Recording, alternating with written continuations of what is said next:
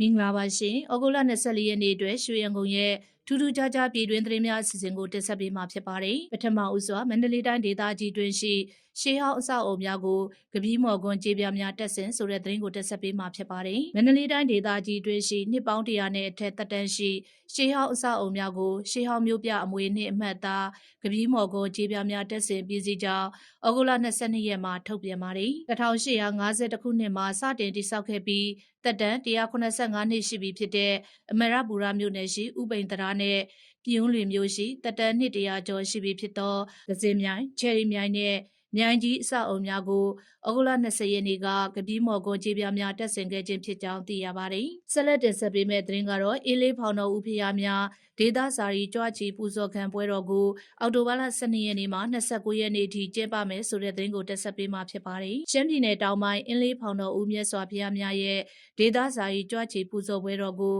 အောက်တိုဘာလ12ရက်မှ29ရက်နေ့ထိသတင်းကြိုလာဇန်1ရက်မှသတင်းကြိုလာပြီးကျော်3ရက်နေ့ထိစီကားတိုက်မြဲစွာကျင်းပသွားမှာဖြစ်ကြောင်းသိရပါတယ်။ရုပ်ရှင်တော်မြတ်စွာဘုရား၄စုဟာ18ရက်တာကာလအတွင်းအင်းလေးဒေသရှိနန်းဟူးကြီးရွာပါဝဲစုစုပေါင်း21ဌာနသို့ဒေသစာရီလှည့်လည်ပူဇော်ခံမှာဖြစ်ပါတယ်။အဆိုပါပွဲတော်ဟာရှမ်းပြည်နယ်တောင်ပိုင်းမှာရက်အရှိကြာဆုံးနဲ့အနေနဲ့ရက်မှဖျားဘူးပြည်သူအများဆုံးလာရောက်တဲ့ထင်ရှားတဲ့ယဉ်ကျေးမှုပွဲတော်တစ်ခုဖြစ်ကြောင်းသိရပါတယ်။ဆက်လက်တင်ဆက်ပေးမယ့်သတင်းကတော့ငဝွန်တာတပန်နှိမ့်ကြပြီးမြည်ရည်စီးကြော်ဝင်တဲ့နေရာမှာစတန်ပိုက်3လုံးရိုက်သွင်းကာရံပြီးဖြစ်ဆိုတဲ့သတင်းကိုတင်ဆက်ပေးမှာဖြစ်ပါတယ်။ AR တိုင်းဒေသကြီးလေးမျက်နှာမြို့နယ်ရှိငဝွန်တာတပန်နှိမ့်ကြပြီးမြည်ရည်စီးကြော်ဝင်တဲ့နေရာမှာ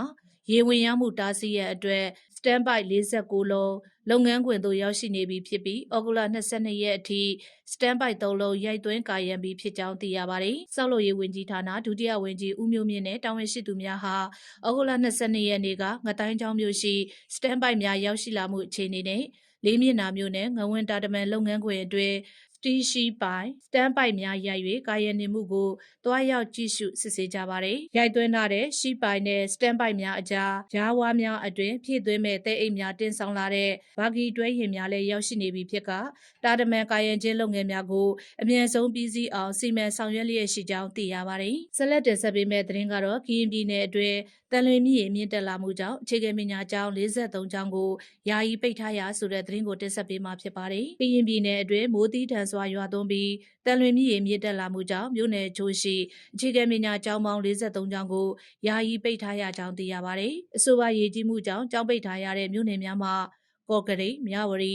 လိုင်းပွဲနဲ့ကြာအင်းစိတ်ကြီးမြို့နယ်တို့ဖြစ်ကြပြီးရေများပြန်လည်ကျဆင်းသွားပါကပြန်လည်ဖွင့်လှစ်သွားမှာဖြစ်ကြောင်းသိရပါတယ်။နောက်ဆုံးတင်ဆက်ပေးမယ့်သတင်းကတော့မန္တလေးပြည်သူ့စေယုံကြီးမှကျပ်458သိန်းတန်အဲကွန်18လုံးဖြုတ်ယူခိုးယူသူများဖမ်းဆီးရမည်ဆိုတဲ့သတင်းကိုတင်ဆက်ပေးမှာဖြစ်ပါတယ်။မန္တလေးပြည်သူ့စေယုံကြီးရဲ့အရေးပေါ်ဌာနပေမဓာတ်မှန်ဌာန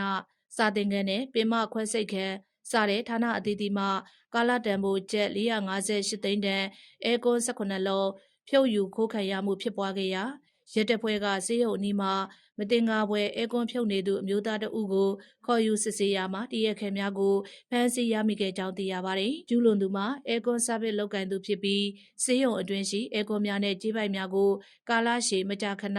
ဖြုတ်ယူခိုးဝှက်ခဲ့ခြင်းဖြစ်ကြောင်းရင်းခိုးမှုမှာစေယုံတန်ရှည်ဝန်ထမ်းတဦးနဲ့မိသားစုဝင်လည်းပါဝင်နေပြီးတရက်ခဲ4ဦးဖြစ်သောအောင်ကျော်ကျော်ခေါ်အုပ်စု